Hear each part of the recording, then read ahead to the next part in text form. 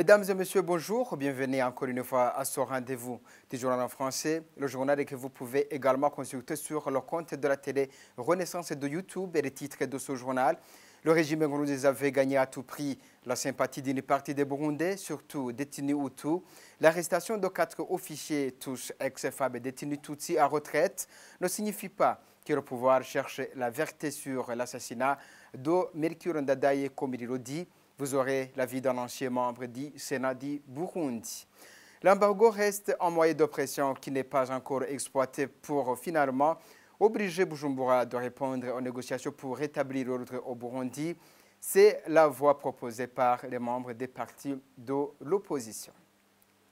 Et puis, des lauréats du centre polyvalent, l'élite de la Maison Shalom trouvent l'opportunité de pratique pour enfin se créer un emploi. Vous aurez les détails à travers le reportage de ma collègue Darlene Ilakose. Mesdames et messieurs, bienvenue au développement de ce journal.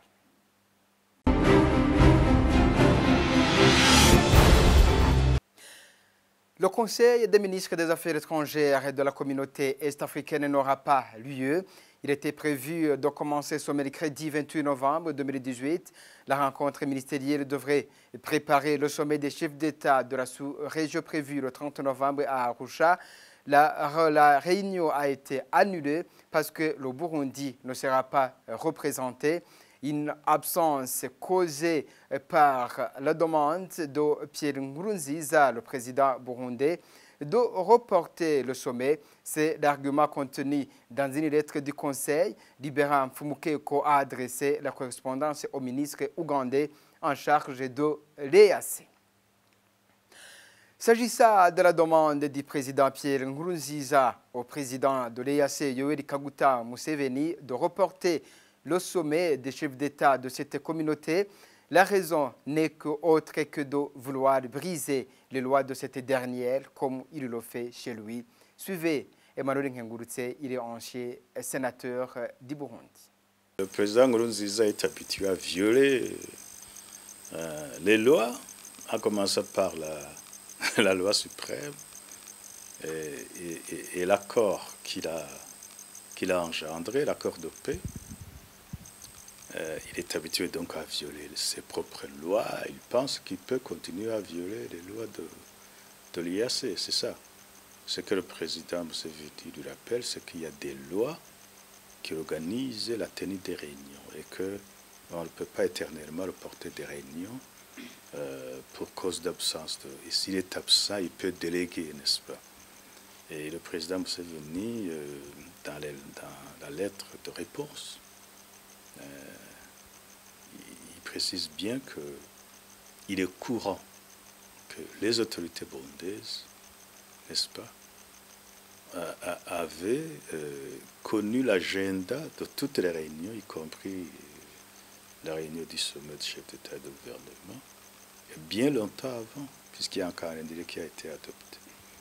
Et depuis les réunions des organes techniques jusqu'au Conseil des ministres et au sommet, il y a un calendrier qui a été adopté bien longtemps à l'avance et ça a été porté à la connaissance du gouvernement burundais, qui avait d'ailleurs des représentants dans l'adoption de ce calendrier. Par conséquent, il n'y avait pas de raison de le porter. Autre chose, c'est que mais il y a douté que lui, il dit, ben tiens, ce président il est habitué à bouder les rencontres. Il va faire la même chose pour le sommet des chefs d'État. Pourquoi? Parce que, voyez-vous, toutes les sessions de dialogue inter-burundais, son gouvernement n'était jamais représenté. Et je pense que c'est ce jeu-là que le président Museveni n'a pas voulu valider. Voilà, c'était Emmanuel Nkengurutse. Il est membre du parti IPRONA et en même temps ancien membre du Sénat du Burundi. L'embargo contre le régime Nkurunziza est le seul moyen d'oppression qui lui reste. Les pays de la région devraient s'entendre sur cela afin que Nkurunziza accepte de négocier pour le retour de la paix au Burundi. Jérémy Minani, président du parti RDB, qui le dit, déplorait en même temps que le secrétaire général de la communauté est-africaine, Libéra Mfumukeko, travaille toujours pour le pouvoir de Bujumbura, alors qu'il est censé travailler pour la communauté. Il leur accuse de vouloir torpiller le 20e sommet des chefs d'État de l'EAC en annulant la 38e session des ministres des Affaires étrangères de l'EAC. On l'écoute. On n'y va pas à deux chemins. Le pouvoir de Bujumbura est dans la logique de saboter tous les efforts de la sous-région et de la communauté internationale visant à trouver une solution à la crise burundaise. Il faut un embargo total sur le Burundi pour forcer le régime en place à accepter les négociations.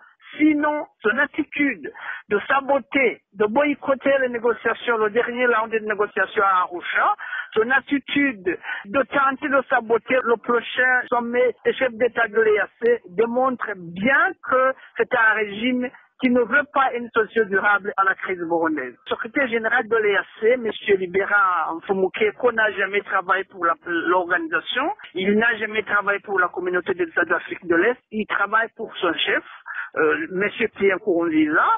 Il a toujours été impliqué dans le sabotage des négociations de paix pilotées par la communauté est-africaine et il est clair que maintenant il agit sous injonction de son boss, de son supérieur hiérarchique qui est M. Pierre Nkurunziza, lui disant de faire tout pour saboter ce sommet de chefs d'État qui est pourtant censé étudier la question burundaise. Il est clair que M. Pierre Nkurunziza ne veut pas effectivement que les chefs d'État de l'EAC abordent cette question et pour ça il veut passer par son serviteur qui est Libera Mfumukeko. Quand le régime de M. Pierre Buyoya a refusé les négociations, un embargo total a été imposé contre ce régime. C'est après cet embargo qu'il a accepté de négocier avec ceux qu'il appelait les assaillants, des génocidaires. Alors l'embargo que nous demandons, nous ne le demandons pas pour qu'ils viennent frapper les détenteurs du pouvoir ou la population, c'est tout simplement une moyen de pression suprême qui viendrait forcer le régime en place d'accepter de négocier avec ses opposants. Sinon, à l'absence de cet embargo, il n'y a aucune chance que ce régime s'engage dans des négociations inclusives sous médiation internationale. Et cela, à l'absence de ces négociations, va nécessairement conduire notre pays vers notre guerre civile. Voilà, Jérémy Minani a été joint par téléphone. L'arrestation de 4 officiers à retraite, tous des ex-forces armées burundaises, est illégale.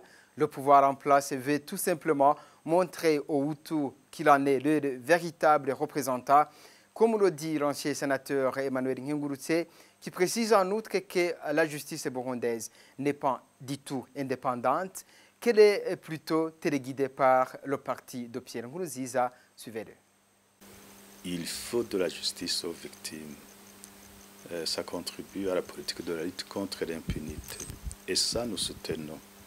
Ce que par contre, nous ne soutenons pas, c'est cette façon un peu maligne de vouloir mener une justice de vengeance, une justice de groupe contre des groupes, et une justice inéquitable, une justice qui n'est pas même indépendante. En réalité, ce qu'il faut pour les Burundais, c'est une justice pour toutes les victimes.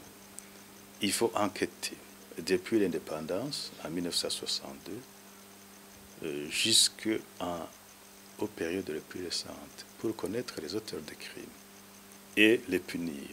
De cette façon, on rendra la justice à toutes les victimes burundaises, pas à certaines victimes. Et d'ailleurs, c'est cette justice-là qui a été convenue au niveau de l'accord d'Arusha pour la paix et la réconciliation au Burundi. Cet accord a mis en place les mécanismes de justice de transition, lesquels comportent 3 volets au départ. Il y a le volet vérité et réconciliation, donc la commission sévère, et 2, une commission internationale d'enquête chargée d'enquêter sur les crimes commis au Burundi depuis 1962 jusqu'en 2008. C'est comme ça que c'est écrit dans l'accord d'Arusha. Et troisièmement, la création d'un tribunal spécial pour le Burundi destiné à punir les responsables des crimes. Voilà. Maintenant, on ne peut pas confiance en cette justice du pouvoir CNDD-FDD. Parce que, comme vous le savez, c'est une justice qui est aux ordres. Avoir le recrutement des magistrats et la promotion de ceux-ci, il faut absolument que ceux-ci soient membres du CNDD-FDD ou affiliés, ou en tout cas très partisans. Cette justice est donc non neutre.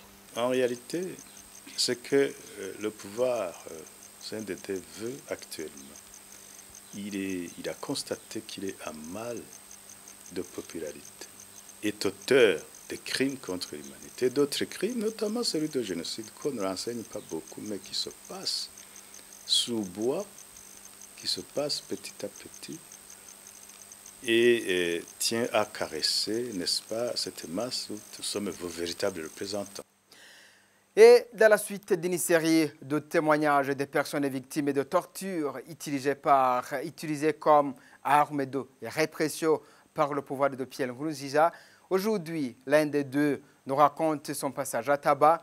Deux officiers du grade de major, Loro Doku. Il s'agit de Désiré Uwamahoro et Garomera. On l'écoute. Hari muri 2015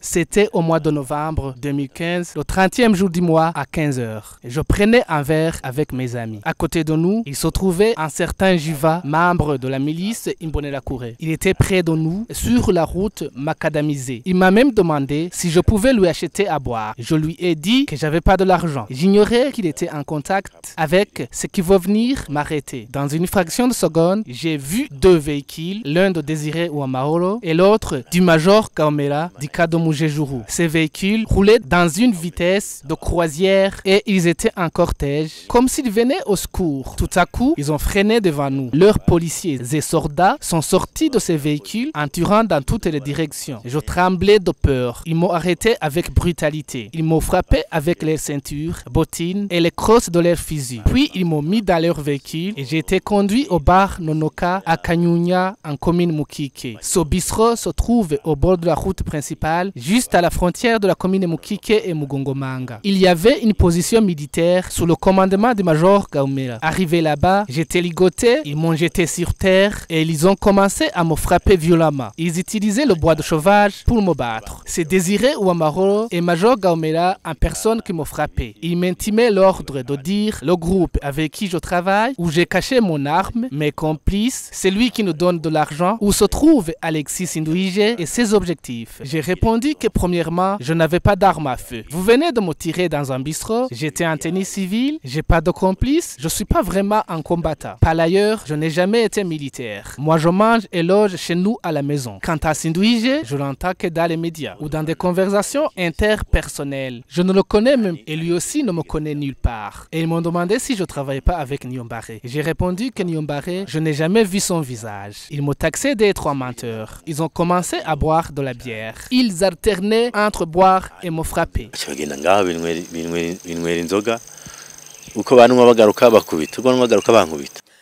Et avant de clore ce journal dans le cadre des activités de jeunes burundais réfugiés au Rwanda voisin, dans les enceintes du centre Oasis de paix, aujourd'hui, nous vous proposons une visite guidée de l'atelier de couture conçu par la Maison Shalom dans le but d'aider ces élèves qui ont achevé les études de couture au sein du centre atelier de couture élite. Le point avec Darlene Ilakoz. Vendredi dernier, on vous a montré plusieurs métiers faits par nombreux jeunes gens dans les enceintes de la Maison Shalom au centre Oasis de paix où Madame Marguerite Baranghite a ouvert les portes pour que les jeunes qui ont une certaine créativité aient une place pour plus d'innovation. Parmi ceux qui ont voulu s'occuper de la culture du Burundi, il y en a aussi ceux qui ont voulu faire de la couture. Ces derniers ont appris ce métier grâce à Madame Marguerite. Dès qu'ils achèvent leurs études, ils vont continuer leur métier dans un atelier de couture appelé Élite que Marguerite elle-même a ouvert pour continuer à aider ces jeunes gens.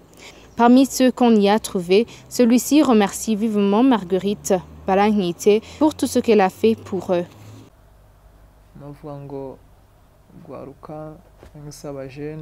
Je peux dire que nous les jeunes, elle nous a aidés beaucoup. Il y a des gens qui sont dans les rues pour chercher du travail. Et surtout ici, dans un pays qui n'est pas le nôtre. C'est très difficile. Mais elle s'arrange pour mettre ensemble les jeunes. Les enseigne les différents métiers. Ici, chacun est orienté dans un domaine qu'il veut. Il nous aide beaucoup dans notre vie.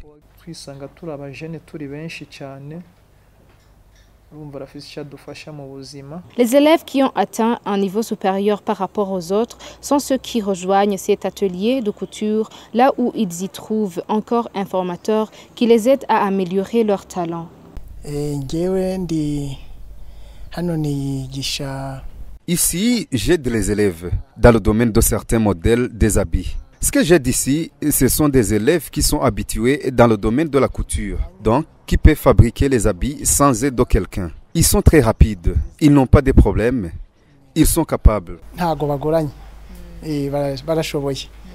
Les couseurs dans cet atelier parviennent à recevoir plusieurs clients, aident à ces jeunes Burundais de gagner leur pain quotidien sans avoir besoin de quémander.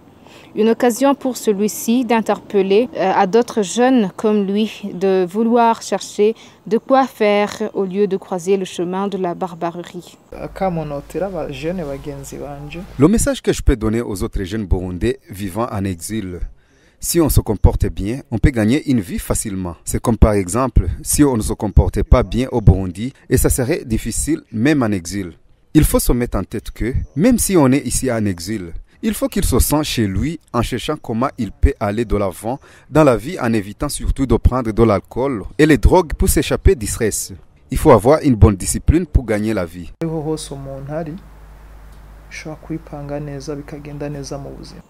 Cet atelier de couture, en plus de clients qu'ils reçoivent, ils ont déjà organisé un défilé de mode pour promouvoir leurs produits. Nous vous rappelons qu'il n'y a que de la culture et de la couture dans les enceintes du centre Oasis de Paix, mais également autres travaux comme la restauration et l'art fait aussi par ces jeunes Burundais. Merci à Darlene Ilakozé. C'est par de reportage que je mets un point final à ce journal. Merci de nous avoir tenu compagnie. À la prochaine.